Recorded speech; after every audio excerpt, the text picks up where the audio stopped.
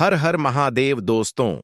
6 जनवरी 2025 माघ मंगलवार सकट चौथ तिथि के दिन 7 दूर्वा और 1 छुटकी हल्दी से कर लेना।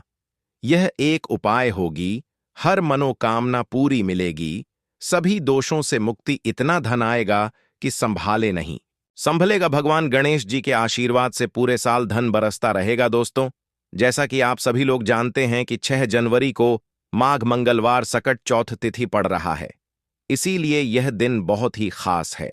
क्योंकि देखिए दोस्तों, गुरु जी ने कहा है कि जब भी माघ मंगलवार सकट चौथ तिथि पड़े तो आपको सिर्फ और सिर्फ 7 दूर्वा और 1 छुटकी हल्दी वाला उपाय करना चाहिए।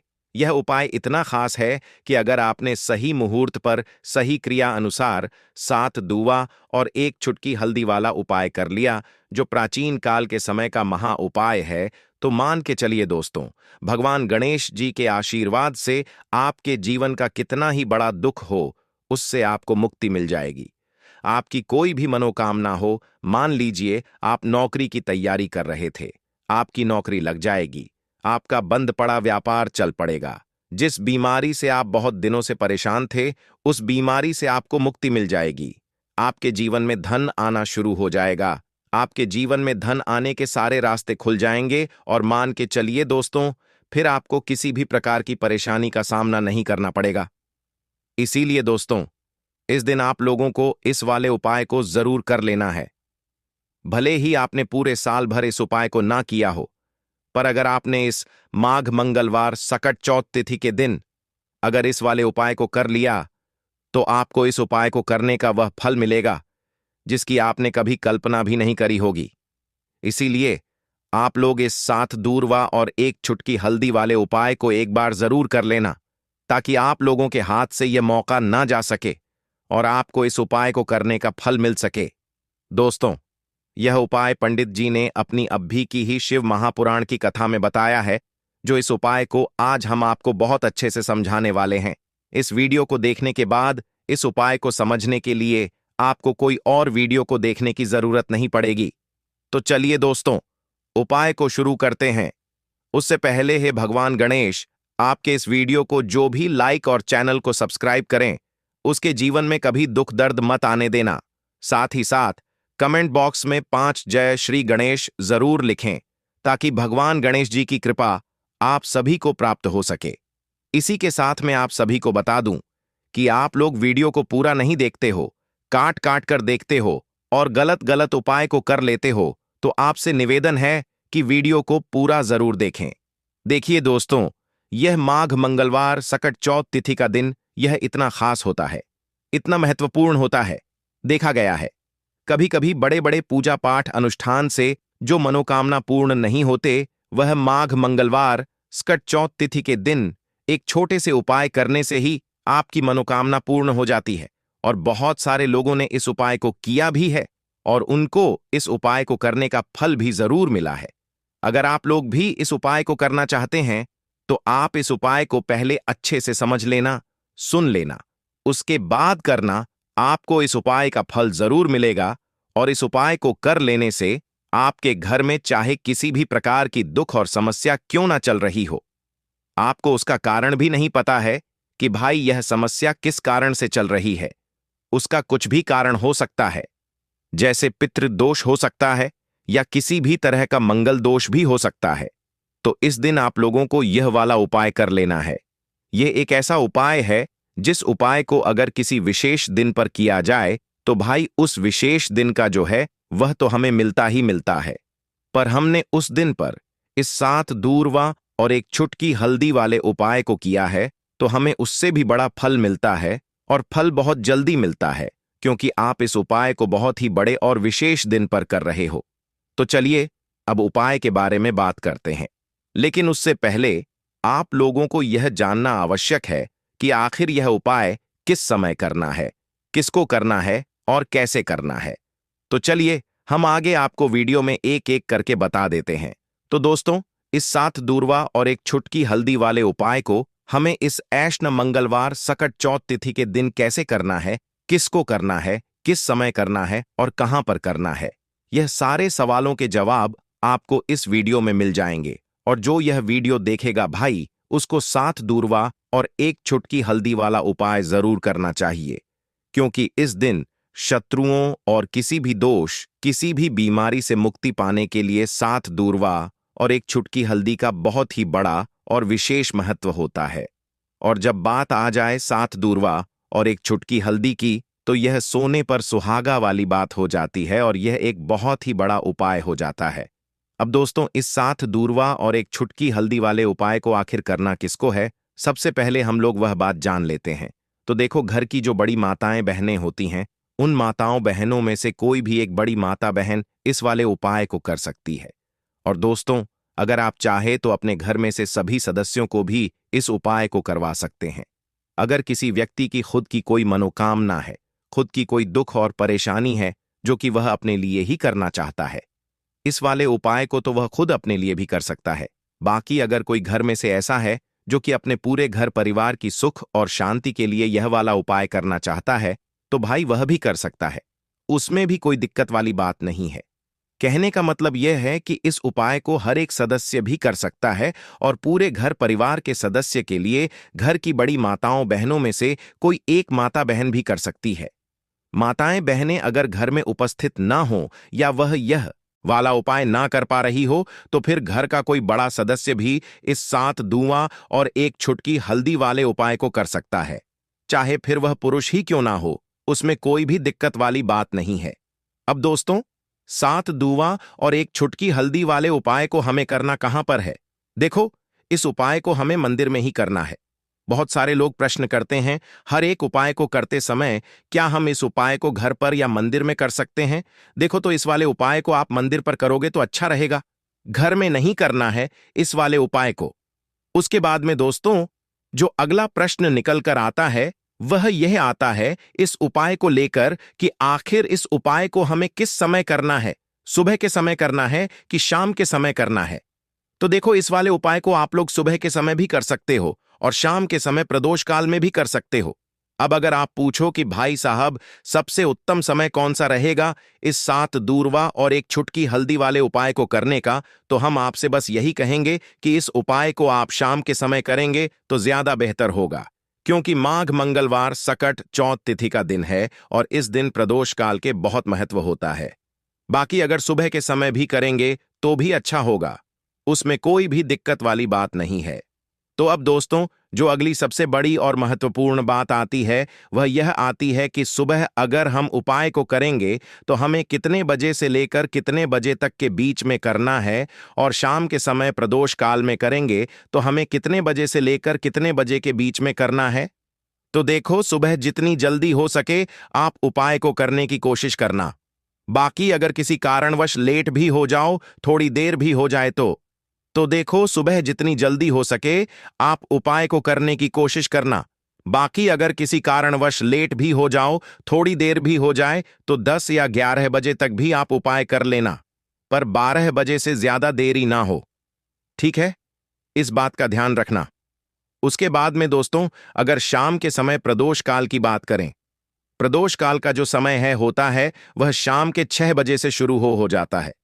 मतलब शाम के 6 बजे से लेकर 7 बजे के बीच का जो समय होता है, यह समय प्रदोष काल का समय होता है। इस उपाय को 7 बजे या 8 बजे के बीच में भी कर सकते हो। मतलब शाम के 6 बजे से रात 8 बजे के बीच में आप कभी भी इस वाले उपाय को कर सकते हो, उसमें कोई भी दिक्कत वाली बात नहीं है। परंतु 6 जनवरी माघ मंगलवार सकट चौथ तिथि के दिन कोशिश करना कि समय के अंतर्गत ही कर लो। किसी कारणवश ना कर पाओ तो थोड़ा देरी से भी कर सकते हो। तो चलिए, अब हम अपने सबसे पहले उपाय की बात कर लेते हैं। तो इस उपाय को करने के लिए सुबह होने से पहले उठ जाना है।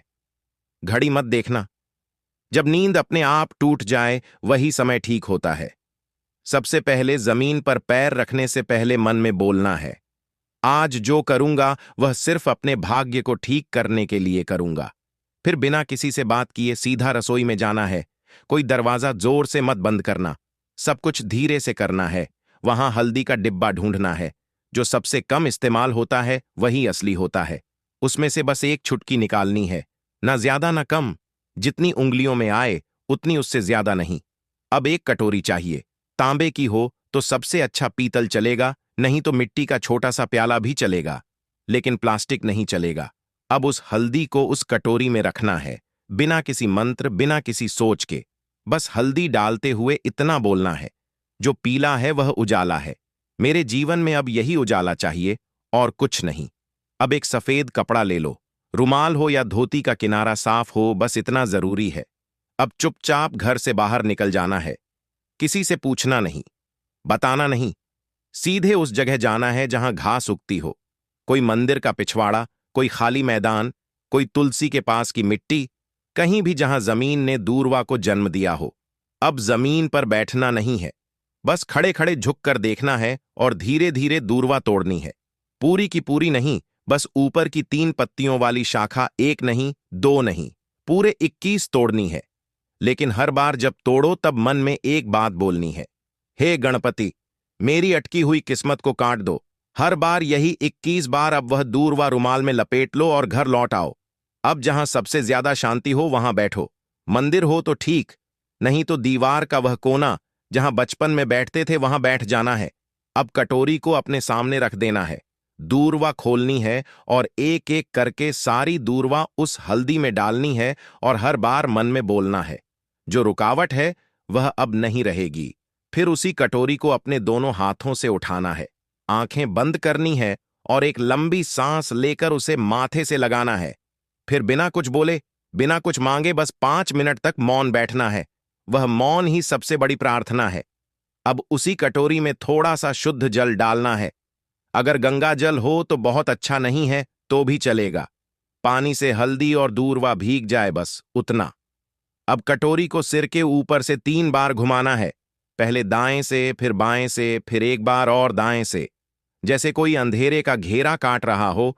और फिर उस कटोरी को लेकर चुपचाप घर से बाहर जाना है, किसी पुराने पीपल के पेड़ के नीचे या किसी बहते पानी में, नदी में। वहां जाकर वह हल्दी और दूरवा बहा देनी है, लेकिन ध्यान रखना पीछे मुड़कर नहीं देखना है। जैसे जो छोड़ आए वो अब दोबारा जिंदगी में लौटे नहीं। फिर लौटकर घर आना है, हाथ मुंह धोना है, लेकिन न कुछ खाना है न पीना है। कम से कम दोपहर तक कुछ नहीं, सिर्फ मौन रहना है और मन में एक बात टिकाए रखना है, अब जो होगा वह मेरे लिए सही होगा। यही उपाय है, यही टोटका है और यही भरोसा है। इसे किसी को बताना नहीं है, किसी से चर्चा नहीं करनी है। और किसी दिन अचानक जब कोई बंद दरवाजा अपने आप खुल जाए तो समझ लेना हल्दी और दूरवा ने अपना काम कर दिया है। अब जब उपाय पूरा हो गया, जब तुमने चुपचाप हल्दी उठाई, दूरवा तोड़ी, मंत्र नहीं बोला, लेकिन प्रार्थना की, तो समझो कि अब काम उस स्तर पर शुरू हुआ है जहां शब्द नहीं पहुंचते, जहां इंसान की समझ रुक जाती है और जहां से किस्मत की चाल चलती है। मगर दिक्कत यह है कि आजकल इंसान इतना शोर सुनता है कि जब जीवन में कोई बदलाव चुपचाप आता है तो वह उसे पहचान ही नहीं पाता। इसलिए जरूरी है यह जानना कि उस उपाय ने असर करना शुरू किया है या नहीं, और अगर हां तो कैसे। सबसे पहला संकेत, मन की हल्कापन कोई बड़ी बात नहीं होती। बस एक सुबह उठते हो और बिना वजह मन हल्का महसूस करता है। ना कोई बड़ी खुशखबरी मिली होती है, ना कोई पैसा वापस आया होता है, लेकिन भीतर से लगता है कि जैसे कुछ हट गया है। कोई बोझ, कोई डर, कोई घबराहट जो महीनों से थी आज नहीं है। यही पहला संकेत है कि उस हल्दी ने अपना रंग फैलाना शुरू कर दिया है और दूरवा ने जो बांधा था उसे काटना शुरू कर दिया है। दूसरा संकेत, वह लोग जो आपको नीचा दिखाते थे अचानक चुप हो जाते हैं। वह जो रोज ताना मारते थे, वह जो आपको नजरअंदाज करते थे, वह जो आपके रास्ते में दीवार बनते थे, अचानक जैसे किसी अदृश्य ताकत ने उनकी जुबान बांध दी हो। वह सामने होते हुए भी आपसे कुछ नहीं कह पाते, और जब आप जाते हो तो उनके चेहरे पर एक झिझक होती है, जैसे वह जानते हो कि अब आप वहीं नहीं रहे। यह दूरवा का काम है जो रुकावटें बिना आवाज के काट देती है। तीसरा संकेत, रुका हुआ पैसा, अटका हुआ काम अचानक बिना कोशिश के हल हो जाता है, जैसे किसी ने फाइल को धकेल दिया हो। जैसे कोई केस जो सालों से रुका था उसमें तारीख लग जाए, या बैंक का वह चेक जो बार बार लौटता था अब पास हो जाए। आप खुद सोचोगे मैंने तो कुछ नहीं किया, फिर यह कैसे हो गया, और वहीं आपको याद आएगा मैंने कुछ किया था पर मौन में। चौथा संकेत, सपनों में कुछ दिखने लगता है, यह बात बहुत लोग नजरअंदाज कर देते हैं, लेकिन असर का असली रास्ता सपनों से होकर भी निकलता है। कोई पुराना बुजुर्ग दिखे जो चुपचाप खड़ा हो, कोई मंदिर दिखे जहां आप अकेले हो, कोई नदी जिसमें आप नहा रहे हो, या कोई पेड़ जिसके नीचे आप बैठे हो। ये सब संकेत हैं कि आपकी आत्मा उस ऊर्जा से जुड़ चुकी है जो हल्दी और दूरवा के जरिए जागी थी। पांचवा संकेत, बिना बोले लोगों का बर्ताव बदलने लगता है। घर में जो लोग आपको तवज्जो नहीं देते थे, अचानक बात करते हुए रुकते हैं। आपकी बातों को सुना जाने लगता है। ऑफिस में जो लोग मजाक उड़ाते थे, अब सलाह पूछने आते हैं। यह वह बदलाव है जो किसी विजेता की घोषणा नहीं करता, बस हवा का रुख बदल देता है। और सबसे गहरा संकेत, आपको कोई नया रास्ता दिखता है जो पहले कभी दिखा ही नहीं था। हो सकता है कि अचानक कोई नया काम हाथ लगे, कोई पुराना हुनर याद आए, कोई दोस्त पुराना फोन करे और नई बात कहे, या फिर अंदर से कोई आवाज आए, अब यह काम बंद करो और यह शुरू करो। यही सबसे मजबूत इशारा होता है कि हल्दी और दूरवा का टोटका सिर्फ बाहर नहीं, भीतर भी असर कर रहा है। लेकिन साथ ही साथ कुछ बातें और जान लो। यह असर हर किसी पर अलग होता है। किसी के लिए यह 3 दिन में दिखता है, किसी को 21 दिन लगते हैं, किसी को महीने भर बाद कोई बड़ा मोड़ मिलता है। लेकिन शर्त एक है, तुम्हारा भरोसा डगमगाना नहीं चाहिए। जिस दिन तुमने यह सोचना छोड़ दिया कि यह तो बस घास और मसाले की बात है, उसी दिन उसका असर खत्म हो जाता है। याद रखना, जब भी हल्दी और दूरवा को साथ रखकर संकल्प लिया जाता है, तो ब्रह्मांड उसकी सुनता है, मगर वह सुनता है चुप रहकर, और जवाब भी चुपचाप देता है। इसीलिए देखने की कोशिश मत करना, महसूस करो। और अगर कोई ऐसा संकेत मिले जो तुम्हें चौंका दे, तो डरना मत। समझना कि जवाब आने लगा है। दीपक वाला उपाय करने के लिए आपको सबसे पहले जरूरत पड़ेगी एक दीपक। अब यह एक दीपक मंगलवार की रात अपने घर में इस जगह पर जला देना, बड़े से बड़ा शत्रु भी घुटने टेक देगा। दोस्तों, जैसा कि आप सभी जानते हैं, मार्गशीर्ष महीने की मंगलवार के दिन बहुत ही शुभ संयोग बन रहे हैं। और इस दिन अगर आप 11 लौंग और एक कपूर अपने घर में जलाते हैं, तो शत्रुओं से हमेशा के लिए आपको छुटकारा मिल जाएगा। अब देखिए, किसी भी व्यक्ति के जीवन में जब शत्रु से परेशान करते हैं, तो वह व्यक्ति अपने जीवन में दुखों से बहुत परेशान हो जाता है। शत्रु हमेशा कुछ ना कुछ ऐसा करवाते हैं जिसके बाद नजर दोष लगती है और अच्छा खासा काम भी बिगड़ने लगता है। व्यापार में मदद आने लगता है, लोगों की तबीयत खराब होने लगती है। जरूरी नहीं है कि सामने वाला व्यक्ति जैसा दिखता है वैसा हो। देखिए, बहुत सारे लोग हैं जो बहुत अच्छे होते हैं, है ना? लेकिन कुछ लोग ऐसे होते हैं जो कब आपके शत्रु बन जाते हैं, आपको खुद भी पता नहीं चलता है। एक तो वह शत्रु होते हैं जो सामने से सीधे सीधे हम पर वार करते हैं, है ना? एक शत्रु ऐसे भी होते हैं जो कि पीठ पीछे कुछ होते हैं और सामने से कुछ होते हैं, है ना? ना, तो ऐसे शत्रु होते हैं गुप्त शत्रु।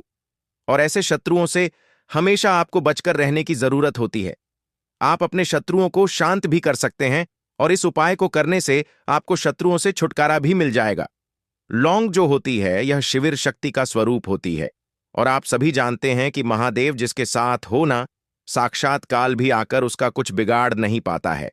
अच्छा, मंगलवार का जो दिन होता है, यह इतना उत्तम होता है कि आप इस दिन अपने पितरों को प्रसन्न कर सकते हैं, धन प्राप्ति के लिए उपाय कर सकते हैं, और शत्रुओं से भी छुटकारा पा लेते हैं। जब 11 लौंग का उपाय और एक कपूर का उपाय अपने घर पर करते हैं, तो बात कर लेते हैं। सबसे पहले उपाय की, जो कि पितरों को प्रसन्न करने के लिए है। देखिए, पितृ जब किसी से नाराज हो जा आते हैं ना, तो उस व्यक्ति के जीवन में बीमारियां, दुख, धन की समस्याएं लगातार बढ़ती हैं। तो कोशिश करें कि हमेशा अमावस के दिन आप अपने पितरों को प्रसन्न करने के लिए उपाय करें। अच्छा, पितृदोष अगर घर में जरा सा भी होता है ना, तो सबसे ज्यादा कष्ट जो आता है वह बच्चों के जीवन पर आता है। बच्चों का मन पढ़ाई में नहीं लगता है, उन्हें आसानी से जीवन में सफलता नहीं मिलती है। बहुत सारे लोगों के यहाँ संतान को लेकर बहुत समस्याएं होती हैं कि संतान नहीं हो रही है ना? तो पितरों को प्रसन्न करने के लिए आपको इस दिन क्या करना है कि सूर्य भगवान को अर्घ देना है। तो थोड़ा सा तांबे का लोटा अगर हो, तो तांबे के लोटे में जल भर लें, वरना किसी भी लोटे में आप जल लें।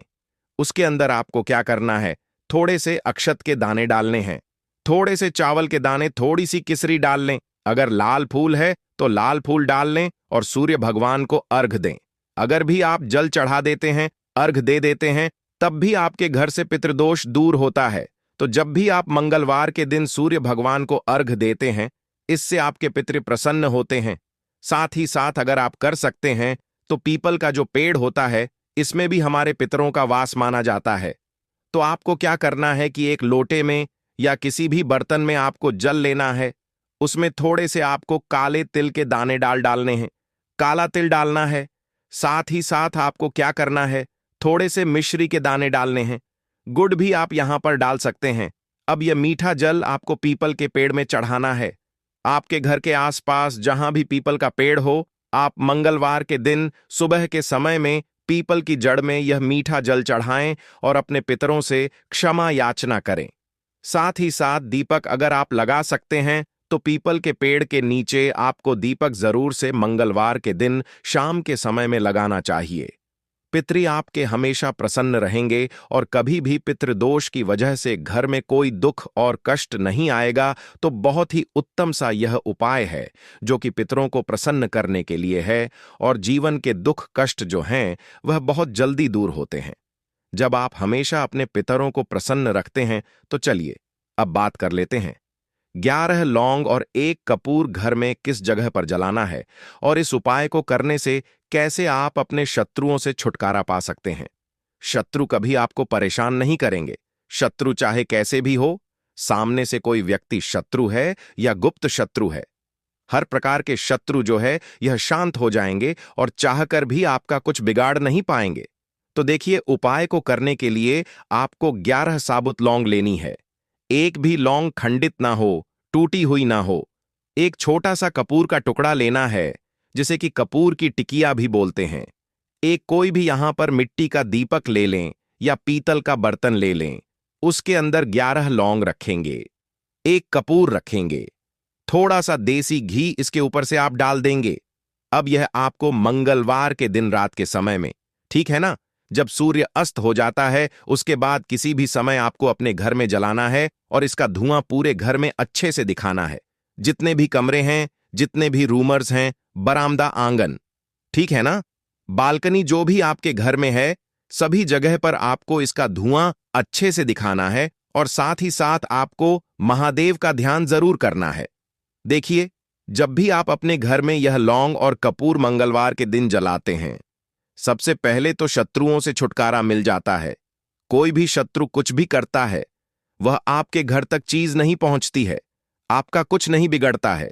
दूसरी चीज कि जब भी लौंग और कपूर आप जलाएंगे, आपके घर पर कोई संकट नहीं आता है, आपके धन पर कोई संकट नहीं आता है, घर में कोई परेशानियां नहीं आती हैं, और हमेशा आपके घर में सकारात्मक ऊर्जा बढ़ती है, पॉजिटिव एनर्जी बढ़ती है, जिसके बाद आपके घर में धन की देवी माता लक्ष्मी वास करती है।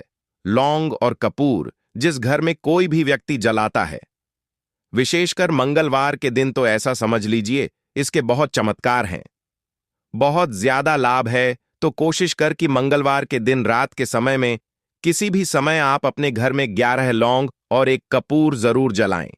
शत्रु जो हैं वह घुटने टेक देंगे और आपका कुछ नहीं बिगाड़ पाएंगे। साथ ही साथ धन की वर्षा भी घर में होगी, और धन से जुड़ी जितनी भी समस्याएं आपके जीवन में आ रही हैं, बहुत तेजी के साथ आपके जीवन से दूर होती चली जाएंगी।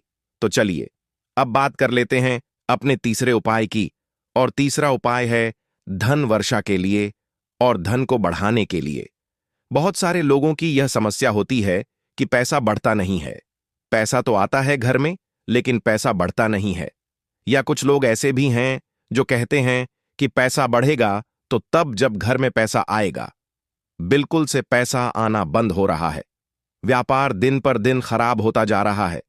नहीं समझ आ रहा, किसी ने कुछ करा दिया है या फिर घर में कुछ ऐसा है, वास्तु दोष है, नजर दोष है, जिसकी वजह से घर में तरक्की लोगों की नहीं हो रही है। ठीक है ना, बिल्कुल व्यापार धंधा सब बेकार होता चला जा रहा है। जो भी व्यापार कर रहे हैं उसमें लगातार घाटा हो रहा है। तो यह उपाय आप करिए मंगलवार के दिन, और फिर इसका चमत्कार खुद देखिए। चाहे व्यापारी हैं, आप कोई बिजनेसमैन हैं, दुकान है, आपकी हर प्रकार के काम में लाभ ही लाभ मिलता है। जब इस उपाय को आप करते हैं, आपको क्या करना है? 2 फूल वाली लौंग लेनी है, एक लाल फूल लेना है, गुलाब का फूल भी आप यहां पर ले सकते हैं। उसी गुलाब के फूल में यह 2 फूल वाली लौंग रख देनी है। एक देसी घी का दीपक आपको जलाना है, लंबी बाती का। अब यह दोनों चीजें लेकर अपने घर के मंदिर में आपको बैठ जाना है। शाम के समय में, मंगलवार के दिन शाम के समय में जब सूर्य अस्त हो जाता है, सूर्य